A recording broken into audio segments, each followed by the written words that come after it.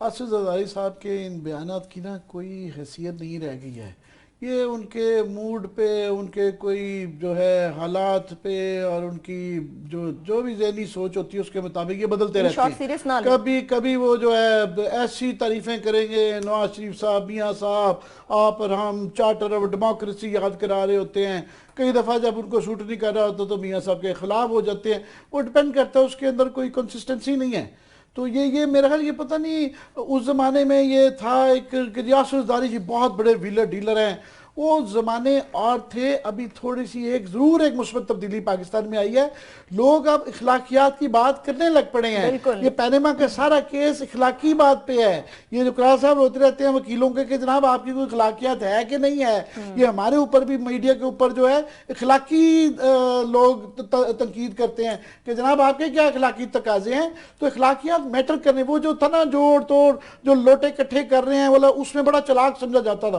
क्या जबरदस्त कारीगर आदमी है जी है लोग। अब वो गाली तो बन अभी गई है। भी वो कर रहे हैं। ये जो आसिफ जरदारी साहब जो है ना, ये वो बम्बिनो सिनेमा चला रहे हैं जिसमें सारी गेम वो ब्लैक टिकटें करने की होती थी। आजकल के जमाने में ब्लैक टिकटें नहीं है।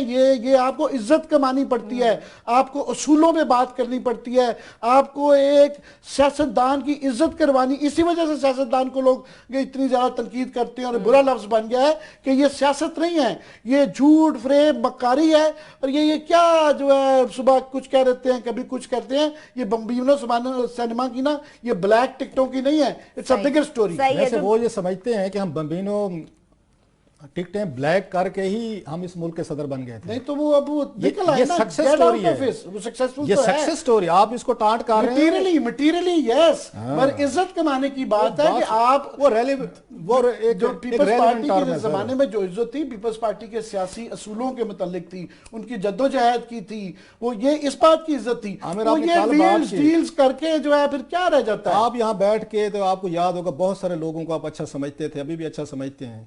इरफान उल्लाह मरवत के मामले पे किसी एक की तरफ से चूं हुई है?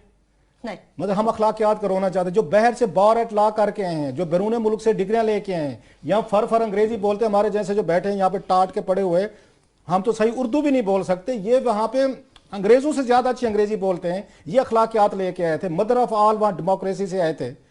कोई कहीं से चूं हुई है माँ सिवाय आसफा के और ये उसके बख्तावर के, उनको दाद देनी पड़ेगी उन दोनों बच्चियों को, जिसने भी उनको कहा है कि ट्वीट कर दो। आज वो फरमा रहे थे, जरदारी साहब टांट कर रहे थे, बच्चियों बेचारियों को जो है ना पूरी स्टोरी पता नहीं है। मैं बहरहाल मैं उनकी कदर करता हूं कि उन्होंने इखलाकी पोजीशन ली है। तो है ना, मतलब बख्तावर ने और आसफा को ये तो क्रेडिट दें कि उन्होंने अपने अपने हिज एक्सीलेंसी, हिज मजेस्टी बादशाह सलामत के खिलाफ एक उन्होंने ओपनली जाके उन्होंने रिवोल्ट तो की है। और आपको याद होगा, मुझे नहीं पता अब इन बच्चियों को क्या पॉलिटिकल सजा मिलेगी, पॉलिटिकल कह रहा हूं, जाती नहीं कह रहा, कि जैसे इन्होंने उसको दी थी, बिलावल को दी थी, जब बिलावल ने टेक ऑन करना शुरू किया था वहां पे कराची में एमक्यूएम पे, और उन्होंने यहाँ नवाज शरीफ पे शेर का शिकार, तो जरदारी साहब ने खुलेआम अपना जो उनका वली अहद था, हालांकि वली अहद शहजादे पे ये अटैक करते हो, जरा सोचना पड़ता है।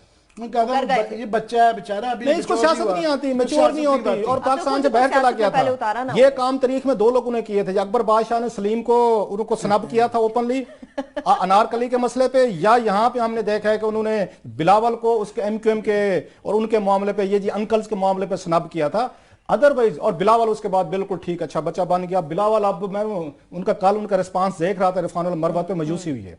आसफा से और बख्तावर से फिर आपको पता है, हम थोड़ी सी उम्मीदें फिर लगा रहे हैं, फिर आप कह रहे हैं कि जनाब हम कल को मायूस होंगे। लेकिन आपने मुझे एक और बात भी बताई थी कि क्लास साहब माजी में ना रहा करें, ये देखा करें आज कौन कहां खड़ा हुआ है। माजी में भी बात करना चाह रहे हैं। आज आसफा और वो जो हैं वो अपने बाप से और बिलावल से ज्यादा हाई मॉरल ग्राउंड पे खड़े हैं।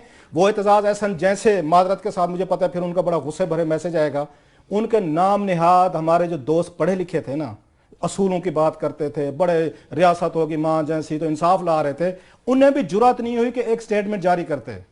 आपकी शहरी रहमान साहबा, बड़ी एडिटर, बड़ा नाम, दबंग, बला बला, वो किधर है? सुना है आपने इरफान उल्लाह मरवत पे बात की? जो है मैं खुद उम्मीद कर रहा हूं, क्योंकि कमर जमा कह रहा, ठहरे जरा, धमकियां मिली थी ये उस जमाने में कराची के अंदर, मुझे दर्शन सारे सर जी, तो झूठे रूप के दर्शन है, छोटे छोटे कंप्रोमाइजेस हैं, किसी को सेनेट की सीट चाहिए, किसी को काल को टिकट चाहिए, किसी ने काल वजीर बनना है, कुछ थोड़ा सा आपने कहा ना उसके अखलाकियात की बात होना शुरू हो गई। लोग कहते अखलाकियात, वे अखलाकियात ना होती तो जंगल की सोसाइटी ठीक थी, फिर जो गारों में हम रहते थे ठीक रहते थे।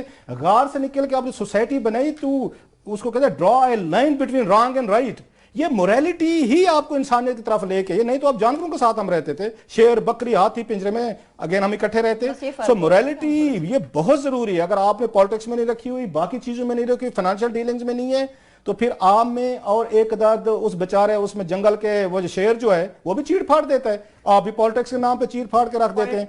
जैसे आमिर ने कहा, इन्होंने तकरीफ हमें थी जनाब ये बेनजीर भुट्टो साहबा के उस पर नेडोरो में की थी 3-4 साल पहले। मौलवी नवाज, इन्होंने कहा था मौलवी नवाज शरीफ आपको सियासत नहीं आती तो हमसे आके सीखें, आके सीखें। और फिर ना उसके बाद एक जब तारीफें करने पे आए थे, मियां साहब आपकी बुर्दबारी का मैं बड़ा कायल हूँ, मियां साहब चार्टर में दोबारा साथ चलें, और वो जब मोहब्बत करने पे आते हैं, तारीफ करने पे आते हैं, वो भी है। अब एकदम से वो ना वो डिपेंड करता है। मियां साहब भी बड़े समझदार हैं, कोई उसके अंदर कॉमन डिनोमिनेटर नहीं है कि क्या वजह है, बस मूड पे। और जब उस वक्त जोड़ तोड़ की सियासत जो ये करते हैं ना, वो बड़ा समझते हैं कि जनाब वो 1990 की दहाई में ये ज्यादा था। अभी वो था जब साजिश हो रही थी, अभी कोई साजिश बाहर से नहीं हो रही, ये सियासतदान खुद ही अपने खिलाफ साजिश कर रहे हैं। उस जमाने में 1990 की दहाई में यस एजेंसियां थी, उनका एक्टिव रोल था, वो गवर्नमेंट्स को नंबर्स गेम में डिसलॉ जोड़ तोड़ करने पड़ते थे। अभी आप अपने खिलाफ ही क्या जोड़ तोड़ करेंगे भाई साहब? आप इखलाकी पैमाने के ऊपर आप बात करें, लोग आपकी तारीफ करेंगे कि जनाब वाह वाह अच्छी बात की है। पैमाने और तकाज़े अब कहाँ रह गए हैं सियासत में? क्लासेस ऑफ इरफान और मरवत के हवाले से हम बात करेंगे।